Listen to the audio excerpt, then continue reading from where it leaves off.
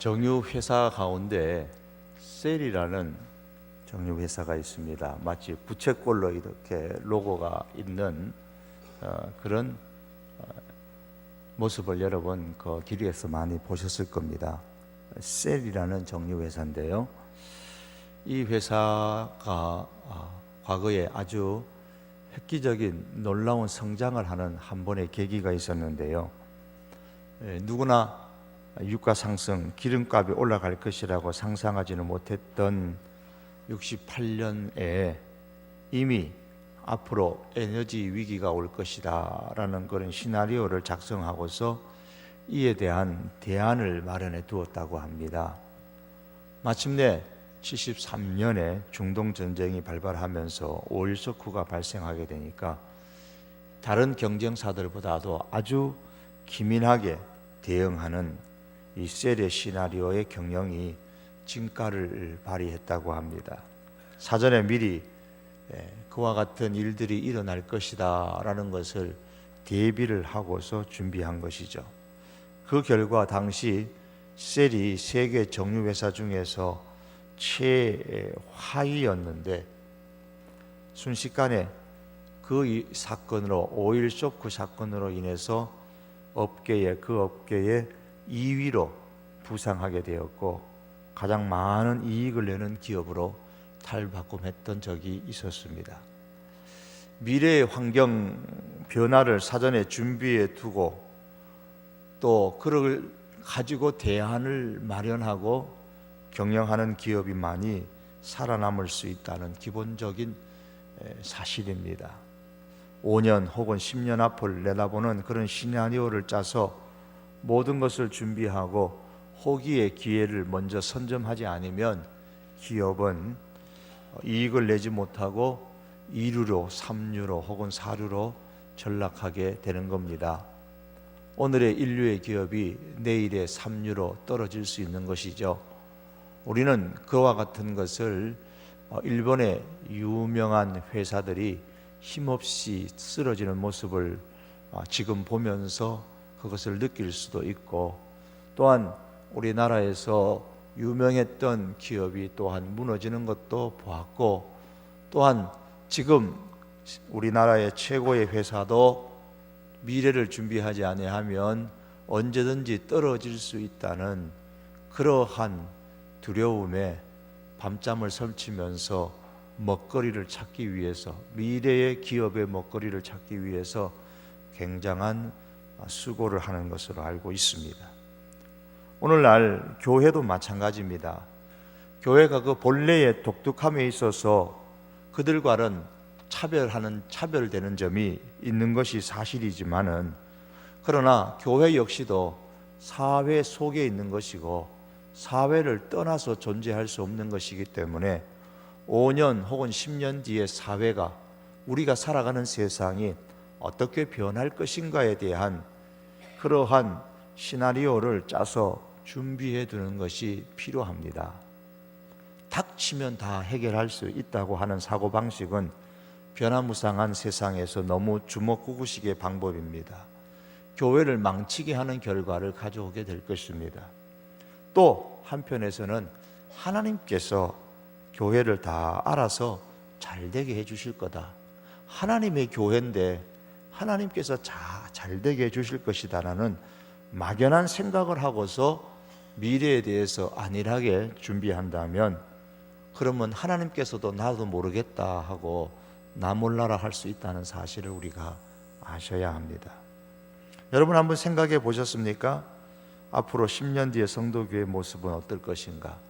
그때까지 내가 살 건지 안 살 건지도 모르겠는데 그때까지 뭘 생각하나, 오늘 당장이 중요하지 라고 생각하시는 분들 계실지 모르겠습니다. 내가 여기에 얼마나 살지도 모르는데 그렇게 생각할지도 모르겠습니다. 이 성도교회가 앞으로 10년 뒤에는 어떤 모습으로 되어 있을런지, 교회의 내적 모습은 어떨 것이고 외적인 모습은 어떨 것인지, 이 성도교회가 위치하고 있는 주변의 상황은 앞으로 사회가 어떻게 변화될 것인지, 이 지역은 또 어떻게 변화될 것인지 우리가 깊이 관심을 가져야 되고 또한 그에 대한 시나리오를 가지고 있고, 그런 속에서 오늘을 착실하게 준비하는 것이, 그것이 바람직한 신앙인의 모습입니다. 그것은 어떻게 교회뿐이겠습니까? 개인의 인생도 마찬가지고 가정도 그러합니다.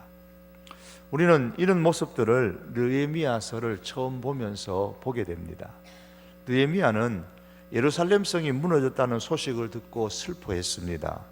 막연하게 하나님의 성인데, 하나님의 택한 백성이고, 하나님께서 우리나라를 이제 바벨론 70년에서도 해방시켜 주셨는데 뭐 그거 하나님이 해주시지 않겠나, 그렇게 하나님께서 해주실 것이라는 막연한 기대를 가지고 살지를 않았습니다.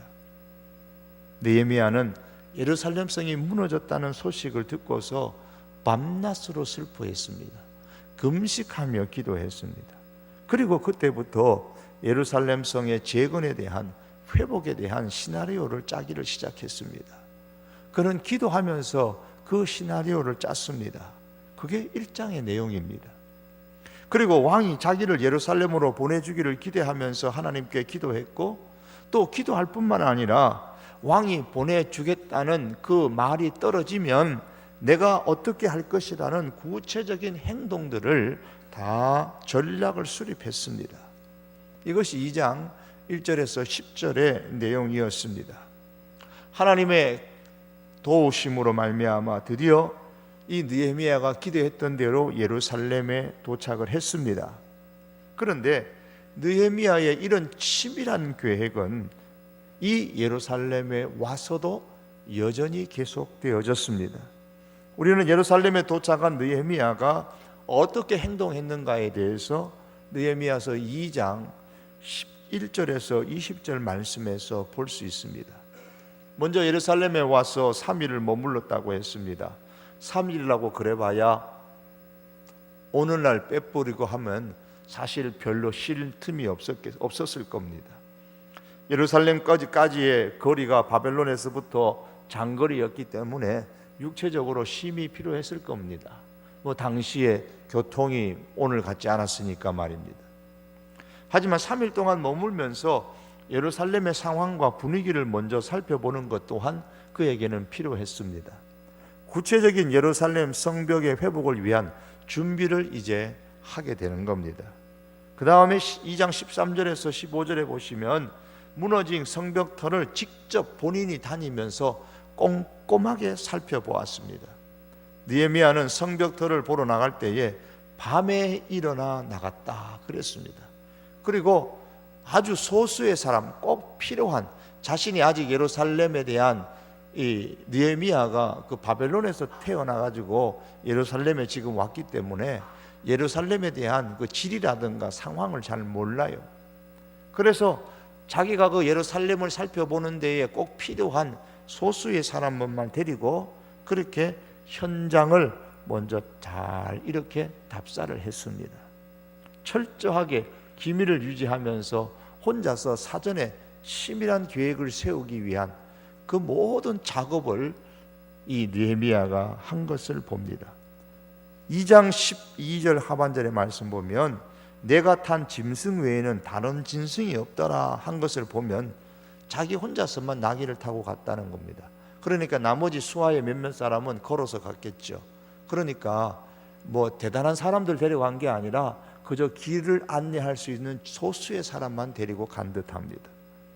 이렇게 비밀리에 성벽터를 돌아보면서 앞으로 자기가 행할 일들을 다시 한 번 더 구체적으로 생각한 이후에 느헤미야는 2장 17절과 18절에 보시면 드디어 백성의 지도자들과 백성들을 만나서 설득하는 작업에 나섰습니다. 17절에 보면 예루살렘이 황폐하고 성문이 불탔으니 자 예루살렘 성을 건축하여 다시 수치를 당하지 말자 그랬습니다. 그 결과 18절에 보면 온 백성들이 말하기를 일어나 건축하자 하면서 모두 힘을 내어서 예루살렘 성을 회복하기 위하여 애쓰는 모습을 보게 됩니다. 여러분, 오늘 성경이 지금 이렇게 말합니다. 예루살렘이 황폐하고 성문이 불탔으니 예루살렘 성을 건축하여 다시 수치를 당하지 말자. 무너진 그 예루살렘 성벽은 바로 우리들의 수치다, 그렇게 얘기했습니다. 그렇다면 여러분, 무너진 교회는 우리 성도의, 우리들의, 저와 여러분들의 수치입니다. 만일 성도교회가, 한국교회가 무너졌다면 한국교회가 무너진 것은 바로 우리 한국에 있는 그리스도인들의 수치죠. 만일 성도교회가 침체하고 무너졌다면 그것은 성도교회 교인의 수치가 될 거예요. 우리들의 수치입니다. 여러분, 그럼에도 불구하고 전혀 수치스럽다고 생각하지 않는다면 다시 한번 생각해 봐야 될 문제입니다. 만일 내 가정이 무너진 채로 그대로 방치되어진다면 그것은 그 가족들의 수치가 되는 것입니다. 교회가 여기저기 무너져 내리는 모습을 보면서 사람들은 무관심할 수 있습니다. 지금 예루살렘 성벽이 무너졌지만 그것을 사람들은 늘 자고 일어나서 보았습니다. 예루살렘 사람들은 그걸 자고 일어나면서 늘 보면서도 그것에 대해서 자기가 수치스럽다고 생각해 본 적이 없는 거예요. 거기에 대해서 무덤덤합니다. 무덤덤해요. 여러분, 우리가 교회 모습을 보면서 때로는 이거는 교회가 이렇게 침체되는 것은 나의 수치다, 그렇게 안타깝게 생각해 본 적이 있으십니까? 무너지는 어떤 모습들을, 소리를 들으면서, 모습을 보면서 정말 안타까워하는 그런 마음을 품은 적이 얼마나 있으십니까? 우리의 가정은 어떻고 우리들의 자녀는 어떻습니까? 성경은 하나님께서 우리의 입을 넓게 크게 벌리라고 말씀하셨는데, 그러면 하나님께서 채워주실 것이라고 말씀하셨는데, 우리가 얼마나 입을 크게 열고 하나님께서 채우실 것을 기대하고 무너진 것을 회복시키려고 관심을 가지고 우리가 애를 썼습니까? 지금 느헤미야가 불타고 무너진 그 성벽과 성문들을 다 돌아보고 나서 백성들과 지도자들을 모아놓고 하는 말입니다. 이건 우리들의 수치로 여겨야 된다. 수치다. 왜 지난날 매일매일 이와 같은 모습을 보면서도 왜 마음에 수치스러움이 없느냐? 이 무너진 것은, 불탄 것은 우리들의 수치다. 그러니 이것을 다시 건축하자. 그랬더니 백성들이 한결같이 한 목소리로 말합니다. 일어나 건축하자. 일어나 건축하자. 그리고 그들이 힘을 내어서 이제 성벽을 회복시키는 일을 이제 시작하게 됩니다. 여러분, 이 모습을 한번 상상을 한번 해보십시오. 저는 이렇게 아마 생각해 보면요, 참 부럽습니다. 이 모습이 우리 모든 성도교회 교우들의 모습이 되기를 참으로 원합니다. 일어나서 함께 건축하자. 그들이 모두 힘을 내어서 이 선한 일을 시작했습니다. 할 수 있다는 소망이 그들에게 이제 생겼습니다. 이 할 수 있다는 소망이 우리들의 소망이 되어야 됩니다. 느헤미야는 기도의 사람이었을 뿐만 아니라 하나님께서 주신 그 이성을 가지고 치밀하게, 부지런하게 잘 준비하는 사람이었습니다. 그러나 느헤미야는 자신이 치밀하게 부지런하게 준비했지만 자신의 준비한 것으로 인해서 일이 성공할 것이라 그렇게 생각하지는 않았습니다. 2장 18절의 말씀 보면 네 여기까지 오는데 하나님의 선한 손이 나를 도우셨다고 간증하고 나서, 그리고 앞으로 우리가 힘을 합쳐서 이 성벽을 재건하기 시작하면 20절 말씀처럼 하늘의 하나님이 우리를 형통하게 하실 것이다, 그러면서 하나님께서 이를 성공하게 하실 것이라고 말하고 있습니다. 이게 느헤미야의 믿음이었습니다. 그렇습니다. 성도는 모든 일은 하나님께서 100% 이루신다는 믿음을 가지고 기도하면서 진행을 해야 합니다. 동시에 사람이 100% 이룬다는 생각을 가지고 가능한 한 부지런하게 치밀하게 준비하고 실천해야 합니다.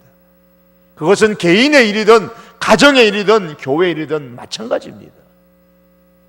이것이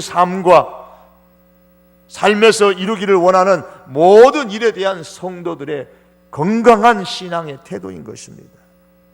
여러분, 하나님의 선하신 손이 지난 세월의 어려움 속에서도 이 교회를 지켜주셨음을 우리는 보아왔습니다.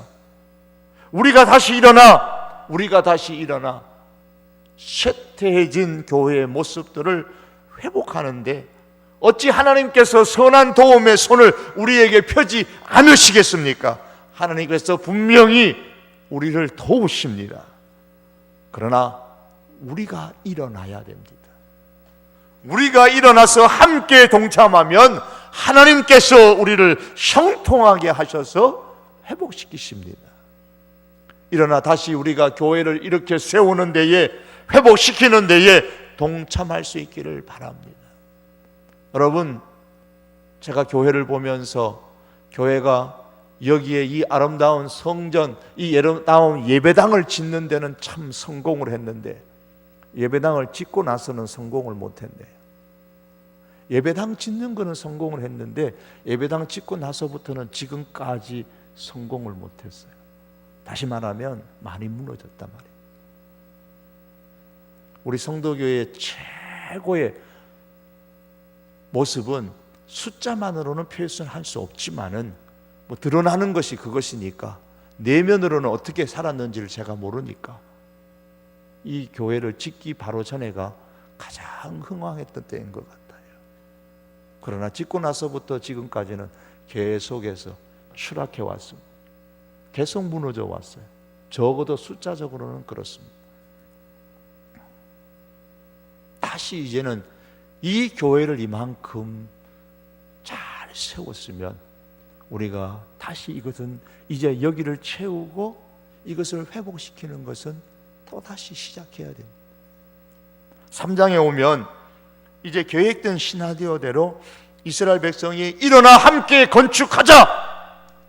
그리고서 3장에서는 이스라엘 백성들이 힘을 합쳐서 성벽 회복하는데, 재건하는데 이제 시작을 합니다. 동참하는 백성들의 모습을 오늘 3장 전체에서 보면 크게 두 가지 특징을 발견하게 됩니다. 이 두 가지 모습이 오늘 우리 성도교회 교인에게 꼭 필요합니다. 우리 성도교회가 예배당 이것만 채우는 게 아니라 정말 중요한 건물의 예배당이 아니라 성도가 재료가 되어져서 서로 연결되어지는 그 예배당, 여기를 채우는 이 일을 위해서 오늘 3장을 보면서 꼭 우리가 기억해야 될 두 가지가 여기 있습니다. 그 하나는 모든 백성이 다 성벽 재건하는 일에 동참했다라는 사실입니다. 3장을 보면 가장 큰 특징 중에 하나면 2절에 보시면 그 다음은 4절에도 그 다음은 5절에도 그 다음은 7절에도 그 다음 8절에도 그 다음은 9절에도 그 다음은 그 다음은 그 다음은 그 다음은 다 이렇게 나옵니다. 그 다음은이라는 말이 이어지면서 사람들의 이름이 계속 거론되고 있는 것을 볼 수 있습니다. 이 사람들이 모두 저마다 맡은 성벽을 재건하는 겁니다.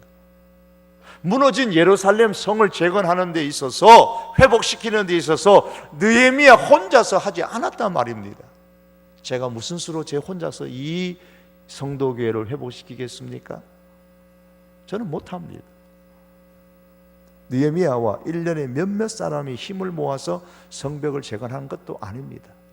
저하고 장로님 몇 번만 같이 한번 합시다. 좋습니다. 그런다고 됩니까? 안 됩니다. 느헤미야는 모든 사람들에게 각자가 해야 할 일들을 다 분담해 주었습니다. 즉 모든 백성들이 조금씩 자기들이 맡아야 할 분야가 다 있었습니다. 그래서 그 사역을 했습니다. 1절에 보면 대제사장과 제사장들이 참여했습니다. 그때의 대제사장 엘리야십이 그의 형제 제사장들과 함께 일어나 양문을 건축하여 성별하고 문짝을 달고 한메아 망대에서부터 하나엘 망대까지 성결하였다. 그리고 22절에 보시면 그 다음은 평지에 사는 제사장들이 중수하였고 평지에 사는 제사장들이 동참했습니다. 17절에 보면 레위인들도 참여했습니다. 그 다음은 레위 사람 바니의 아들 르홈이 중수하였고, 예루살렘 지역의 통치자들과 그 지역의 절반을 다스리는 자들, 9절과 12절에 보시면, 또 14절과 15절에 보면 이들도, 지도자들도 연장을 들고서 성벽 재건 작업에 참여했습니다. 9절에 보시면 그 다음은 예루살렘 지방의 절반을 다스리는 후르의 아들 리비아가 중수하였고, 지도자들입니다. 14절과 15절에 보면 분무는 베타겔의 지방을 다스리는 레갑의 아들 말기야가 중수하였고, 다스리는 자들 셈무는 미스바 지방을 다스리는 골호세의 아들 살룬이 중수하여 문을 세우고 덮고 문짝을 달고, 지도자들도 나섰습니다. 대제사장도 제사장도 레위인들도 지도자들도 나섰습니다. 남자들뿐만 아닙니다. 여자들도 이 성벽을 회복하는 데에 참여했습니다. 12절에 보니까 그 다음은 예루살렘 지방 절반을 다스리는 할로헤스의 아들 살룸과 그의 딸들이 중수하였고, 딸들도 함께 나왔습니다. 참여합니다. 모두 참여합니다. 무너진 그 성벽을 재건하는 그 일은 모두 참여합니다. 몇몇 사람만이 주도하고 참여한다고 해서 그 일이 성공하는 게 아닙니다. 우리 지사님들도 권사님들도 우리 장로님들은 물론이고 우리 모든 지난주에 등록한 교인이라고 할지라도 등록된 모든 사람들은 함께 일을 해야 됩니다. 아직 우리 교회 등록하지 않은 분들은 안 하셔도 됩니다. 안 하셔도 돼요. 등록을 안 하셨기 때문에 책임이 사실 없어요. 그러나 등록을 하셨으면 누구든지 다 책임이 있습니다. 나는 성도교회 교인이 되겠습니다 라고 지난주에 등록을 하시고 새가족이 되셨으면 그때부터는 다 책임이 있는 겁니다. 새 정부가 들어서고 새 대통령이 취임할 때마다 거대한 이상을 펼치죠. 그러나 얼마 가지 않아서 흐지부지해버리는 그런 결과들을 우리는 많이 경험해 왔습니다. 왜 그렇습니까? 새로운 정부, 새로운 이상, 새로운 개혁이라는 것은 대통령 혼자서 할 수 있는 게 아니기 때문입니다.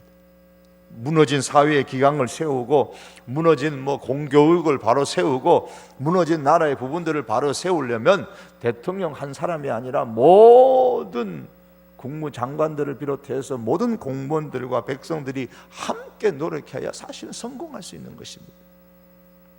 그런 면에서 느헤미야의 개혁은 성공입니다. 그는 제사장이 아니었습니다. 대제사장은 더더욱 아니었습니다. 하지만 그는 예루살렘의 그 회복을 성공적으로 이끌어 갔습니다. 그 원인이 어디에 있습니까? 말씀드린 것처럼 준비하며 구체적으로 시나리오를 미리 준비하였기 때문입니다. 더 나아가서 모든 백성들이 참여하도록 했기 때문입니다.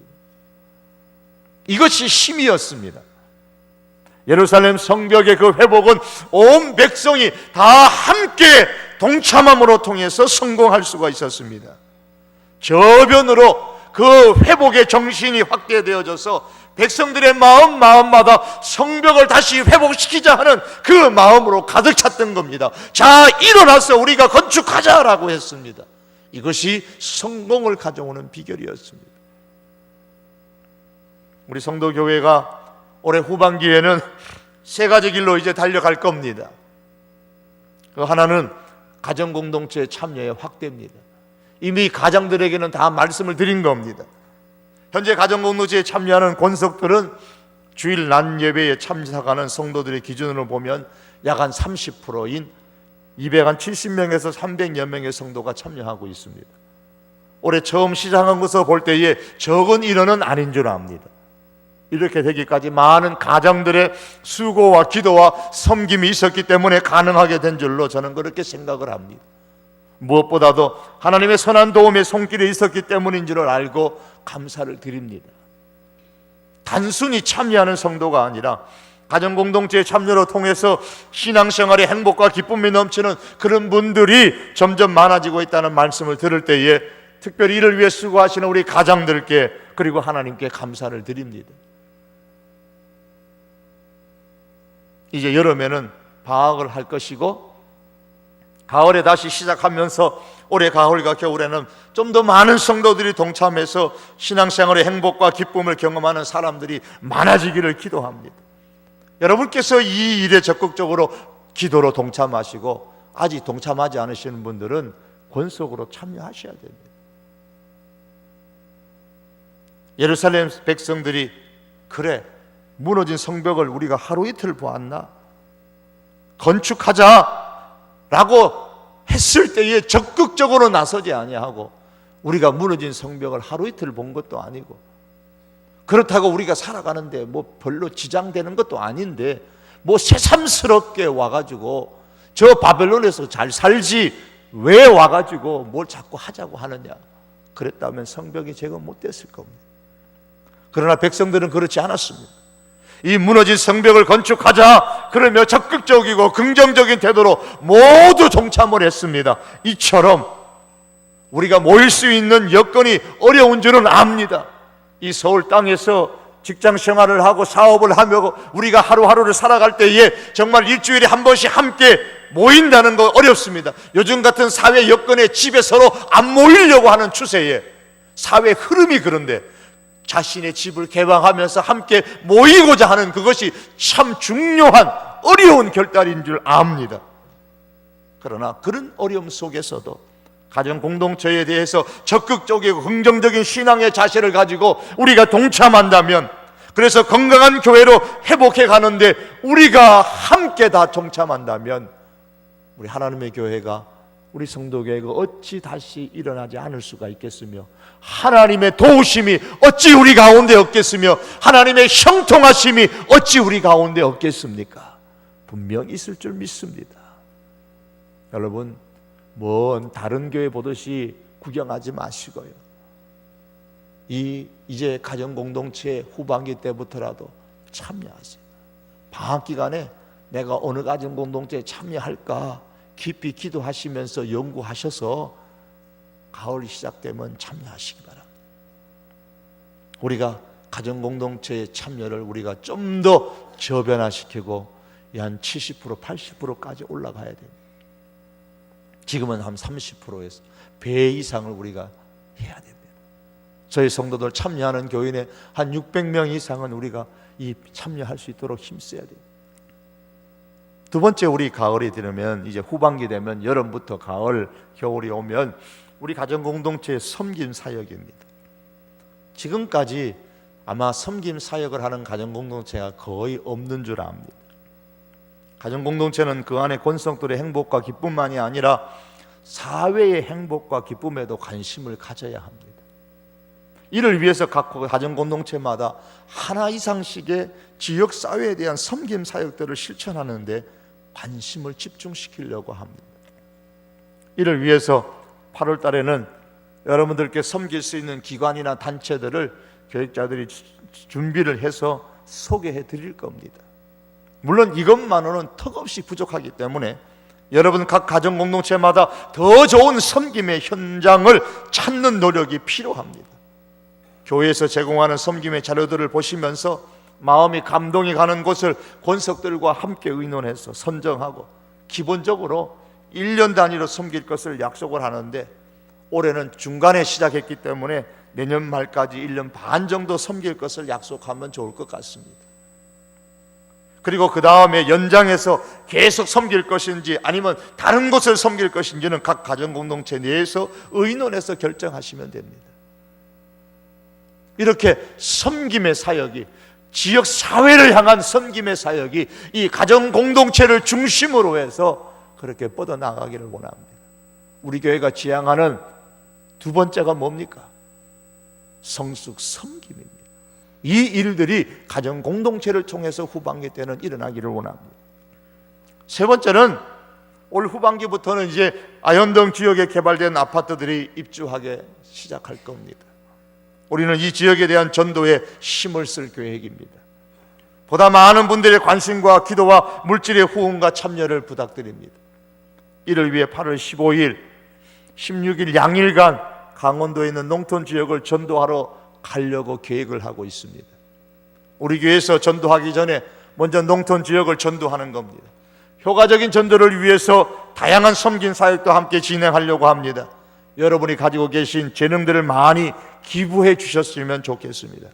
전기를 수리할 수 있는 분들이나 냉장고나 선풍기나 이런 것들을 고칠 수 있는 분들이나 집을 수리할 수 있는 분들이나 벽지를 바를 수 있는 분들이나 재능을 기부할 수 있는 자신의 재능을 기부하고 의료 방면에서 재능을 기부할 수도 있고 그리고 노력 봉사할 분들이나 특별히 그 지역을 전도할 수 있는 전도할 분들이 많이 필요합니다. 많은 분이 동참해서 그곳에서 전도를 하고 또 그 전도의 영혼 사랑에 대한 힘을 모아서 후반기 가을에는 여기에 와서 우리 교회 지역을 향해서 우리가 전도할 것입니다. 우리는 이를 위해서 먼저 무엇을 해야 합니까? 느헤미야가 한 것처럼 우리가 기도해야 합니다. 기도의 부흥이 먼저 일어나야 합니다. 교회는 기업과는 분명히 다릅니다. 믿음의 사람이 경영하는 기업이라면 기업 경영에 있어서 기도가 최우선일 것입니다. 그래서 하나님께서 그 기업의 경영권을 쥐고 일할 수 있도록 그렇게 해야만 합니다. 하물며 교회가 더 말할 필요가 있겠습니까? 교회의 최고의 무기는 기도와 말씀입니다. 지금 우리 교회가 얼마나 기도의 저력을 가지고 있는지를 보아서 알고 있습니다. 생각보다 많은 성도들이 기도하는 일에 그렇게 동참하고 있습니다. 아직 부족한 부분들이 있지만은 기도하는 일에 열심히 성도들이 많이 있습니다. 소망이 있다는 말입니다. 느헤미야가 기도하면서 예루살렘 성의 재건에 대한 시나리오를 계획하였던 것처럼 우리는 기도하면서 교회의 그 무너진 부분들을 우리가 살피며 그것을 회복시키기 위한 계획을 세우고 실천해 나가야만 합니다. 어떤 사람은 개인적으로 기도가 무너진 사람도 있고 어떤 성도는 예배가 무너진 사람도 있고 어떤 성도는 나름대로의 어떤 생업의 터전이 무너진 사람들도 있고 어떤 분들은 가정이 무너진 사람들도 있습니다. 이 모든 것들이 다시 회복시켜야 할 우리들의 예루살렘 성벽인 겁니다. 이를 위해서 느헤미야가 기도의 방법을 먼저 택한 것처럼 우리도 역시 기도에 힘쓰기를 원합니다. 더 나아가서 치밀하고 부지런한 계획과 그리고 전 교인들의 동참이 필수적입니다. 제가 성도교회에 처음 부임해 왔을 때에 성도교회가 회복해야 될 3가지 숙제가 있었습니다. 지금도 여전히 갖고 있는 숙제입니다. 여러분들이 말씀해 주셨던, 제게 주셨던 숙제이기도 합니다. 하나는 성도들의 은혜의 회복입니다. 또 하나는 무너진 구역의 회복입니다. 그래서 가정공동체를 한 것도 그것 때문입니다. 3번째는 청년의 회복입니다. 청년의 회복만 우리가 부르짖을 게 아니라 청년들을 위해서, 청년들의 회복을 위해서 할 수 있는 모든 우리가 어른들이 할 수 있는 모든 것들을 만들어 주어야 됩니다. 이를 성공적으로 회복하기 위해서 가장 중요한 것은 우리에게 먼저 기도의 부흥이 일어나야 합니다. 그리고 믿음으로 세밀하게 현장 중심의 계획을 세워야 합니다. 우리에게 은혜가 부족하다면 무엇 때문에 은혜가 부족한지, 기도가 무너졌다면 왜 기도가 무너졌는지 우리가 깨닫고 살피고 다시 무너진 기도를 이렇게 세워야 되고 무너진 예배를 다시 이렇게 세워야 되고 무너진 우리의 가정을 이렇게 세워야 되고 무너진 은혜들을 다시 이렇게 세워야 됩니다. 그 다음에 가능한 많은 성도들이 이 계획에 성심껏 동참해 주어야 됩니다. 여러분 동참을 많이 해주시기 바랍니다. 그럴 때 무너진 부분을 회복할 수 있는 우리 성도교회가 반드시 될 줄 믿습니다. 하나님의 형통함이 우리 교회에 있기를 축복합니다. 2번째로 우리가 3장이 우리에게 보여주는 우리가 해야 할 중요한 것 한 가지가 있는데 그 하나는 하나님의 일에 기적이 있어서는 안 되는 겁니다. 우리가 3장 전체에서 5절 그 후반부의 말씀을 아주 매우 유감스럽게 생각합니다. 오늘 읽었던 말씀 가운데 5절의 끝에 보면은 그 귀족들은 그들의 주인들의 공사를 분담하지 아니하였으며 라는 말씀이 여기 딱 하나 나옵니다. 예루살렘 성을 재건하는 그 일에서 함께 동참하자는 분위기가 지금 무르익어 갔습니다. 그래서 막 남녀 따지지 아니하고 대제사장과 다스린 자들까지 다 힘을 합쳐서 백성들이 성벽을 회복하는 데 참여하는데 드고아 지역의 귀족들이 지금 문제가 됐습니다. 이들은 기족의 신분으로서 성병 재건하는 일에 동참하는 것이 자신의 신분에 맞지 않는 일이라고 생각한 듯합니다. 우리는 귀족들인데,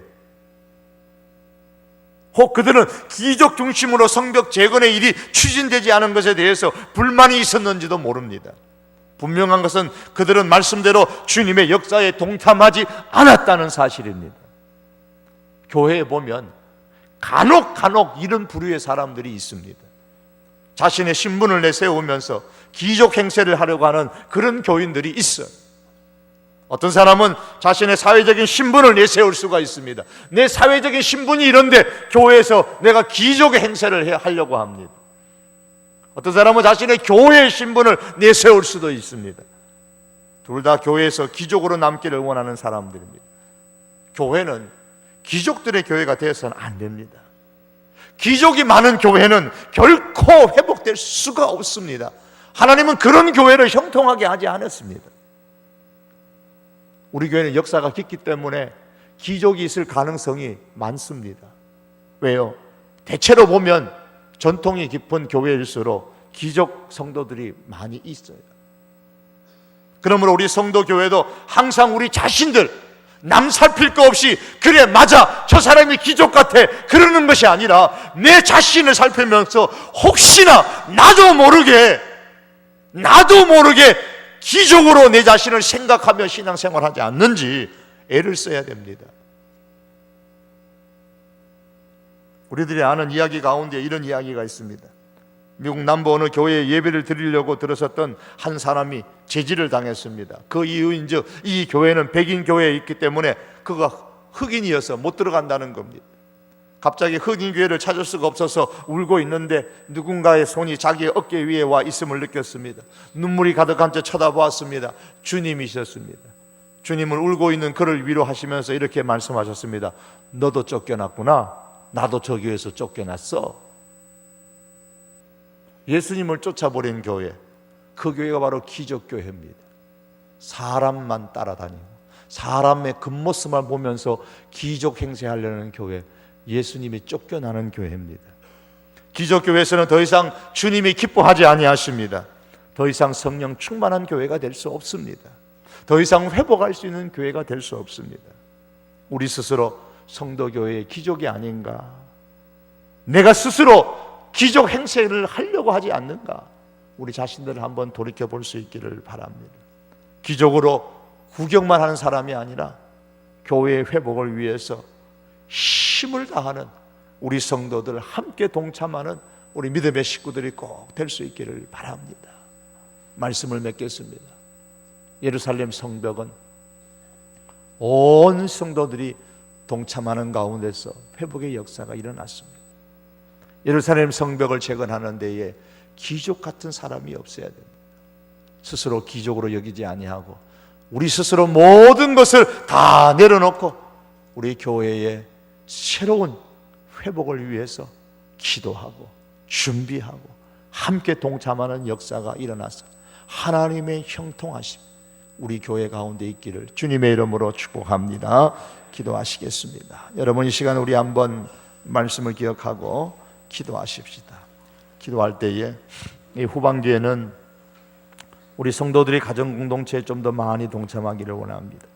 지금은 30%지만 올해가 지나가기 전에 하나님 더 역사하셔서 정말 우리 교회에 한 60%, 70% 이상의 성도들이 함께 동참할 수 있도록 위에서 한번 기도해 주시고요. 또한 우리 가정 공동체가 후반기에는 섬김의 사역들을 하려고 하는데 각 가정도 공동체마다 하나 이상의 섬김의 사역을 지속적으로 할 수 있게 기쁨으로 감사함으로 적극적으로 잘 동참할 수 있도록 이를 위해서 섬김 사역이 가정 공동체를 중심으로 해서 잘 일어날 수 있도록 여러분 위해서 한번 기도해 주시기를 바랍니다.